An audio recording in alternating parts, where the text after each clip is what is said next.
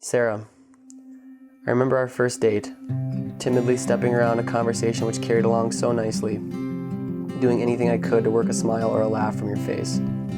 After that night, I knew I was a hound on a scent. I was on a lead for my future wife, my future life partner. You shined so bright. Dear Troy, as I write this to you, I am sitting on my parents' deck on a brisk November morning, a mere 2 days before our wedding. I am bundled up in blankets and slippers, my shoulders hunched up toward my hood, my fingers chalk white against the black keys. I've spent many mornings dwelling on this deck. Since I was young, I've been coming out here to read or write or just spend some time in solitude. Many poems and prayers have been uttered out here. This deck is the place I've drawn inspiration from for years, and now I've come to draw from it one last time. It didn't take me long to realize your independence as a woman. I like to think of you as a solitary snuggler, a woman who is fully capable of being independent and wants me to know it, but just needs to snuggle once she knows I believe her. I'll be by your side for the rest of life's journey, as long as God keeps us. Troy, in 2 days we will be married. Married. 2 years ago, we were just getting to know one another. When you first asked me out for an innocent ice cream that November, I don't think either of us had any idea where we were headed. And now, somehow, the Lord has led us here, to the scariest, wildest, most wonderful chapter of our lives, marriage. It's weird how excited I am to be your wife. Even last year, the thought of being a wife was mildly horrifying.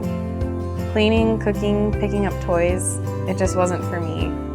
I was gonna go to grad school on a coast, write memoirs in coffee shops, eat takeout for breakfast, lunch, and dinner. I certainly wasn't going to settle down in my early 20s. And then you landed in my lap. I remember how much patience I needed to call on, waiting for text responses and agreements to spend time together, scheduled days and weeks in advance.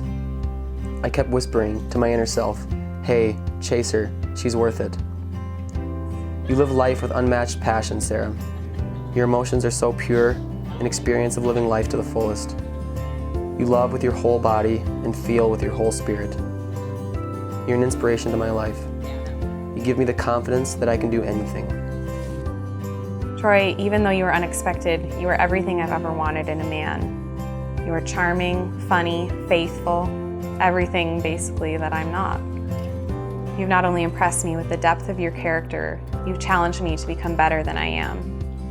You've pulled out of me a person I didn't know was there, someone who can be goofy or sassy or strong-willed or sad, sometimes to your exasperation, all at the same time. As it turns out, I am a woman with many emotions, and I do want to be a wife, but not just any wife, your wife. I want to be the woman you love, and I want to honor you the way the church honors Christ. I want him to be at the core of our marriage. With your leadership, I know he will be. I remember the feeling of dropping to a knee, taking position to ask you to spend the rest of your life with me. The emotion that held your face will be etched in my memory forever. The Lake Superior waters sparkled the sparkle of 1,000 diamonds, something I thought was completely fitting of you in that day. You deserved 1,000 diamonds, even though I was only able to provide one. God provided the rest. You're perfect for me, Sarah. I can't wait to share in this life with you, to love God with you, and to add to God's kingdom with you. I'll take care of you forever. I love you. The deck is quiet, the house is deserted. My parents have left for Wisconsin, taking with them the dog and the decorations and the last semblance of home this place still held for me. When I leave here today, I will live here no more. And that is perfectly fine by me. Because after this weekend, I'm going to go live in a new home, and I'm going to live with my new home, you. I love you, Troy. Sarah.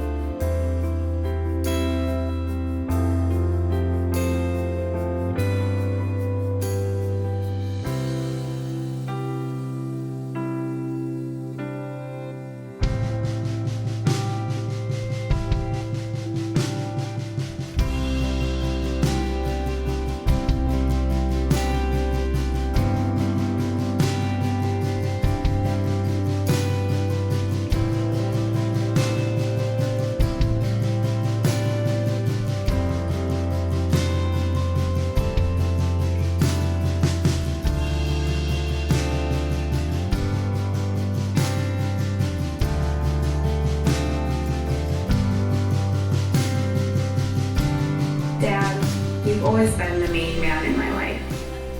So as you give me away today, know that you're not giving me up. Dad, you will forever hold a place of home in my heart. I love you lots and lots and lots and lots, and even more than that.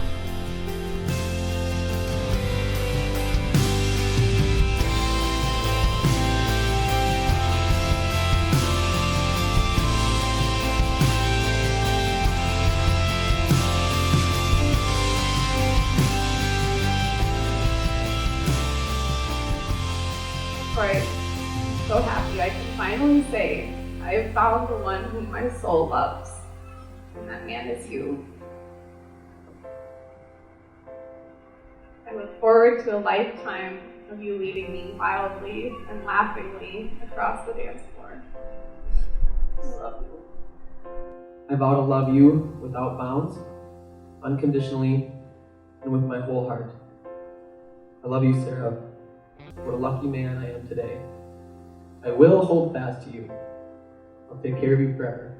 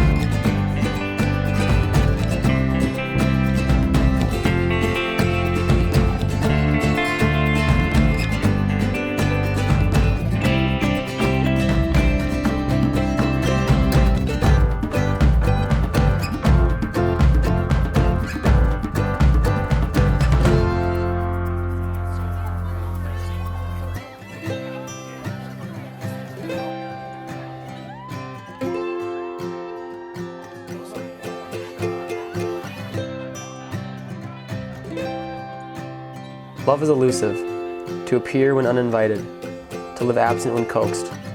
Unexplainable by nature, embraced by instinct, the core desire of the heart's intent. Manifested through exhibition, experienced through emotion, felt. Love is elusive. When when it appears, have the watchman at the moat let the gate down, to let love in, as gentle and as sweet as it is on its own. It will run no more.